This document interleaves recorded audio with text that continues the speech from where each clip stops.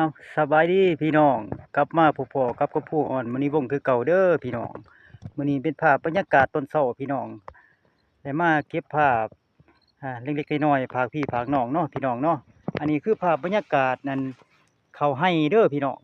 เขาให้ของประชาชนบ้านห้วยคลองเมืองปากซองแขวงยะปะสักเฮาอันนี้เขาให้ของประชาชนเพิ่นซักเมียนนะพี่น้องแต่ว่าตกมาฮอดอยู่ในยามนี้มันก็เริ่มสุก เต็มเต็มเต็มเนื้อที่เลยหรือว่าเต็มให้เลยก็ว่าได้เนาะพี่น้องเนาะอันนี้ถ้าให้พี่น้องเห็นภาพบรรยากาศคือเขาให้เนาะเก็บภาพเล็กๆน้อยๆมาฝากพี่ฝากน้องแต่ว่าลูกหลานบางคนก็บ่ฮู้ว่าเขาให้จังไรนะพี่น้องและแต่ว่าส่วนหลายอันลูกหลานบ้านเฮาก็บ่ฮู้หรอกพี่น้องว่าเขาให้เขาปลูกจะได้มาจะได้นะพี่น้องก็เลยเก็บภาพอ่า ฝากพี่ฝากน้องเนาะพี่น้องเนาะอันนี้คือบรรยากาศเขาให้เด้อพี่น้องอันนี้คือเขาให้เฮาประชาชนเพิ่นกับปลูกพี่ล่ะพี่น้องซักซักไว้ในเนื้อที่ที่เพิ่นค้างไว้หรือว่าเพิ่นเพิ่นอนามัยไว้นะพี่น้องเพิ่นก็ซักเมียน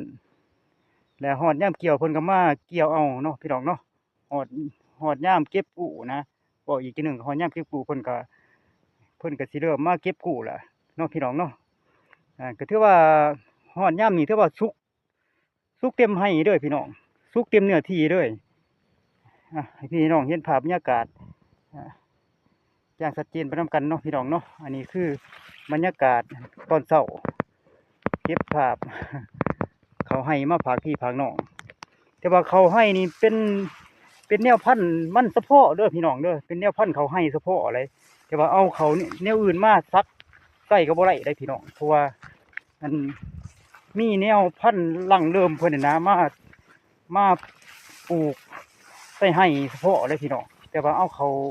แนวอื่นมาปลูกก็บ่ได้ได้พี่น้องมีแต่เอาเขาให้เพิ่นเลยเนาะพี่น้องเนาะเอาพี่น้องเห็นภาพบรรยากาศอย่างงามๆไปนำกันงามเนาะพี่น้องเนาะบรรยากาศอ่าที่บ้านห้วยกองเฮาตอนเช้าเอาขอบอกขอบใจเด้อพี่น้องติดตามคลิปของผู้อ่อนอุดม